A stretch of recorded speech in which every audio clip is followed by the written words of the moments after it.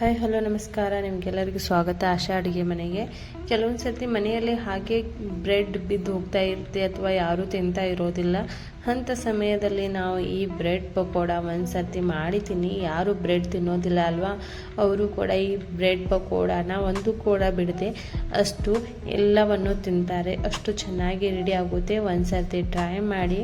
Video ಇಷ್ಟವಾದರೆ like ಮಾಡಿ, share ಮಾಡಿ, ಸಬ್ಸ್ಕ್ರೈಬ್ ಮಾಡೋದನ್ನು ಮರಿಬೇಡಿ. ಎಲ್ಲಕ್ಕಿಂತ ಮೊದಲು ನಾವು ಈ ಥರ ಬ್ರೆಡ್ಗಳನ್ನು ಎಲ್ಲವನ್ನು ತೆಗೆದಿಟ್ಟು ಈ ರೀತಿಯಾದ ಒಂದು ಪಾತ್ರೆನ ತೆಗೆದುಕೊಳ್ಳೋಣ. ಈ ರೀತಿಯಾದ ಪಾತ್ರೆಯಲ್ಲಿ ಎಲ್ಲ ಬ್ರೆಡ್ನ ನಾವು ಈ ರೀತಿಯಾಗಿ ಕೈಯಿಂದ ಈ ರೀತಿಯಾಗಿ ಪುಡಿ ಮಾಡ್ತಾ ಹೋಗಬೇಕು. ಅಂದರೆ ಈ ರೀತಿಯಾಗಿ ನಾವು ಮ್ಯಾಶ್ ಮಾಡ್ತಾ ಹೋಗಬೇಕು. ಇದನ್ನು ಮಿಕ್ಸಿಯಲ್ಲಿ ಮಾಡೋ ಅವಶ್ಯಕತೆ ಇರೋದಿಲ್ಲ. ಯಾಕಂದರೆ ಈ ರೀತಿಯಾಗಿ ನಾವು ಕೈನಿಂದ ಪುಡಿ ಮಾಡೋದ್ರಿಂದ ಇದು ಚೆನ್ನಾಗಿ ಇದು ಮ್ಯಾಶ್ ಕೂಡ ಆಗುತ್ತೆ, ಅಂದರೆ ಪುಡಿಯಾಗಿ ರೆಡಿ ಆಗುತ್ತೆ.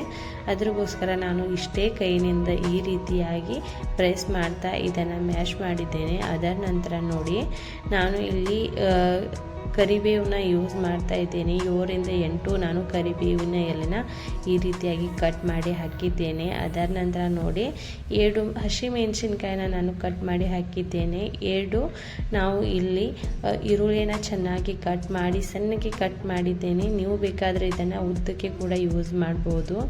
ಅದರ ನಂತರ ನೋಡಿ 1/4 ಕಪ್ ಅಷ್ಟು ನಾನು ಇಲ್ಲಿ 1/4 ಕಪ್ ಅಷ್ಟು ಕೊತ್ತಂಬರಿ ಸೊಪ್ಪನ್ನ ಹಾಕಿದ್ದೇನೆ. ಅದರ ನಂತರ ನೋಡಿ ನಾವು 1/2 ಟೇಬಲ್ ಸ್ಪೂನ್ ಅಷ್ಟು ನಾವು ಇಲ್ಲಿ ಜೀರಿಗೆನ ಹಾಕೋಣ. ಡೈರೆಕ್ಟಾಗಿ ನಾವು ಮ್ಯಾಶ್ ಮಾಡೋ ಅವಶ್ಯಕತೆ ಇರೋದಿಲ್ಲ. ಅದರ ನಂತರ ನೋಡಿ 1/4 ಟೇಬಲ್ ಸ್ಪೂನ್ ಅಷ್ಟು ನಾನು ಅರಿಶಿನ ಹಾಕಿದ್ದೇನೆ.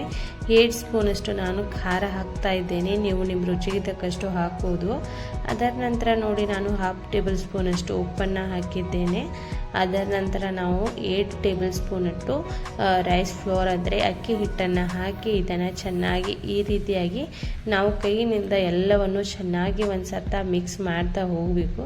ಈ ರೀತಿಯಾಗಿ ನಾವು ಕೈನಿಂದ ಚೆನ್ನಾಗಿ ಎಲ್ಲವನ್ನು ಮಿಕ್ಸ್ ಮಾಡಿದ ನಂತರ ಇದು ಎಲ್ಲ ಒಂದು ಬ್ಯಾಟರ್ ರೆಡಿ ಆದ ನಂತರ ನೋಡಿ ನಾವು ಇದಕ್ಕೆ ಸ್ವಲ್ಪನೇ ನೀರು ಹಾಕ್ತಾ ಇದನ್ನು ನಾದ್ತಾ ಹೋಗಬೇಕು. ಅಂದರೆ ಯಾವ ರೀತಿ ನಾವು ಹಿಟ್ಟಿನ ಡೋನ ರೆಡಿ ಮಾಡ್ತೀವಲ್ವಾ, ಅದೇ ಥರ ಸ್ವಲ್ಪನೇ ನೀರು ಹಾಕ್ತಾ ಹೋಗಬೇಕು. ಈ ರೀತಿಯಾಗಿ ಇದರ ಡೋನ ನಾವು ರೆಡಿ ಮಾಡ್ಕೋತಾ ಹೋಗಬೇಕಾಗುತ್ತೆ. ನೋಡಿ, ಇದಕ್ಕೆ ಹೆಚ್ಚು ನೀರಿನ ಅವಶ್ಯಕತೆ ಇರೋದಿಲ್ಲ.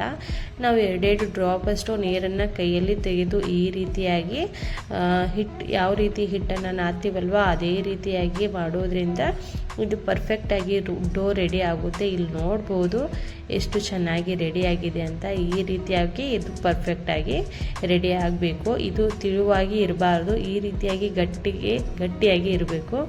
ಅದರ ನಂತರ ನೋಡಿ ನಾನು ಇಲ್ಲಿ ಆಯಿಲ್ನ ಬಿಸಿ ಮಾಡಲಿಕ್ಕೆ ಇಟ್ಟಿದ್ದೇನೆ. ಆಯಿಲ್ ಕೂಡ ಚೆನ್ನಾಗಿ ಬಿಸಿ ಆದ ನಂತರ ನೋಡಿ ನಾವು ಗ್ಯಾಸ್ನ ಮೀಡಿಯಮ್ ಫ್ಲೇಮಲ್ಲಿ ಇಡಬೇಕು.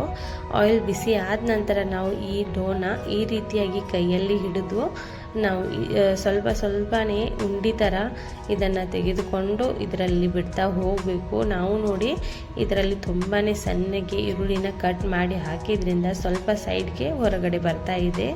ಇದರ ನೀವು ಯಾವ ರೀತಿ ಗೋಬಿ ಥರ ನಾವು ರೌಂಡ್ ಶೇಪ್ ಮಾಡಿದರೆ ಈ ರೀತಿಯಾಗಿ ಹೊರಗಡೆ ಬರೋದಿಲ್ಲ. ಆದರೆ ಈ ರೀತಿಯಾಗಿ ನೀವು ಸ್ವಲ್ಪನೇ ಈ ಬ್ಯಾಟರ್ನ ಬಿಡೋದ್ರಿಂದ ತುಂಬಾ ಕ್ರಿಸ್ಪಿಯಾಗಿ ಈ ಬ್ರೆಡ್ ಬಜ್ಜಿ ರೆಡಿ ಆಗುತ್ತೆ. ಬೋಂಡ ಅನ್ಬೋದು. ಇದನ್ನು ನೋಡಿ ಈ ರೀತಿಯಾಗಿ ನೀವು ಫ್ರೈ ಮಾಡಿ ತೆಗೆದ ನಂತರ ನೋಡಿ ಚೆನ್ನಾಗಿ ಫ್ರೈ ಆಗಬೇಕು. 3 ರಿಂದ 4 ನಿಮಿಷವರೆಗೂ ಚೆನ್ನಾಗಿ ಇದನ್ನು ಫ್ರೈ ಮಾಡಬೇಕು.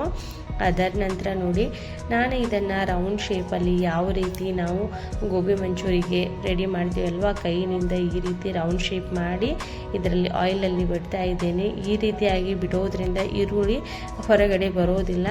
ತುಂಬಾ ಚೆನ್ನಾಗಿ ಫ್ರೈ ಆಗುತ್ತೆ. ಆದರೆ ಅಷ್ಟೊಂದು ಕ್ರಿಸ್ಪಿ ಹತ್ತೋದಿಲ್ಲ. ಆದರೆ ಇದು ತುಂಬಾ ಕ್ರಿಸ್ಪಿ ಬೇಕಂದರೆ ಡೈರೆಕ್ಟಾಗಿ ಸ್ವಲ್ಪನೇ ನೀವು ಬ್ಯಾಟರ್ನ ತೆಗೆದುಕೊಂಡು ಆಯಿಲಲ್ಲಿ ಬಿಟ್ಟರೆ ಅದು ಇದಕ್ಕಿಂತ ಮುಂಚೆ ತೋರಿಸಿದ್ದೆ ಅಲ್ವಾ ಆ ರೀತಿಯಾಗಿ ಬಿಡೋದ್ರಿಂದ ತುಂಬಾ ಕ್ರಿಸ್ಪಿಯಾಗಿ ಆ ಬಜ್ಜಿ ರೆಡಿ ಆಗುತ್ತೆ. ನೀವು ಒಂದು ಸರ್ತಿ ಟ್ರೈ ಮಾಡಿ. ಇದನ್ನು ನೀವು ಟೀ ಜೊತೆ ತಿನ್ಬೋದು, ಇಲ್ಲ ಅಂದರೆ ಸಾಯಂಕಾಲದ ಸಮಯದಲ್ಲಿ ಸ್ನ್ಯಾಕ್ಸ್ ಥರನೂ ತಿನ್ಬೋದು. ತುಂಬಾ ಟೇಸ್ಟಿಯಾಗಿರುತ್ತೆ.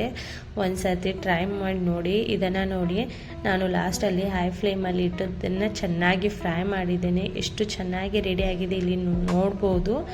ವಿಡಿಯೋ ಇಷ್ಟವಾದರೆ ಲೈಕ್ ಮಾಡಿ, ಶೇರ್ ಮಾಡಿ, ಸಬ್ಸ್ಕ್ರೈಬ್ ಮಾಡೋದನ್ನು ಮರಿಬೇಡಿ.